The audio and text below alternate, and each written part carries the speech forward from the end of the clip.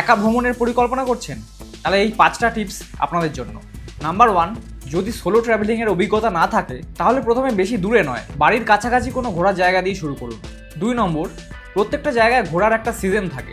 যেমন ধরুন, পাহাড় সবচেয়ে ভালো লাগে গরমকালে, শীতকালেও যেতে পারেন, কিন্তু অনেক পাহাড়ি এলাকায় বরফ পড়ে থাকার জন্য রাস্তা বন্ধ থাকে ওই সময়। আর বর্ষাকাল তো একেবারেই অফ সিজন, সেই সময় পাহাড়ে ল্যান্ডস্লাইডের সম্ভাবনা থাকে। তাই অফ সিজন অ্যাভয়েড করে ঘোরার জন্য সঠিক সময়টাকে বেছে নিন।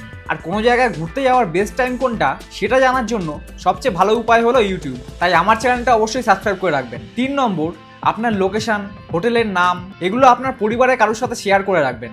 নাম্বার 4, একটা ভালো সুপরিচিত হোটেল বা রিসর্ট চয়েস করুন থাকার জন্য। পয়সা বাঁচানোর জন্য একদম কম দামি হোটেলে না যাওয়াই ভালো। আর এখন যে কোনো জায়গায় পাহাড় ধ্বংস করে হোমস্টে তৈরি হয়ে যাচ্ছে, এই ধরনের অফবিট জায়গাগুলো অ্যাভয়েড করুন। 5 নাম্বার, পর্যাপ্ত টাকা সঙ্গে রাখুন। সব জায়গায় অনলাইন ট্রানজ্যাকশন করার সুযোগ নাও থাকতে পারে, আর একা ঘুরতে গিয়ে হাতে টাকা না থাকলে সাহায্য করার মতো কাউকে নাও পেতে পারেন। কিন্তু আপনি কখনো একা ঘুরতে গেছেন কোথাও? তাহলে আপনার সোলো ট্রাভেলিংয়ের এক্সপিরিয়েন্স কমেন্ট করে জানাতে ভুলবেন না।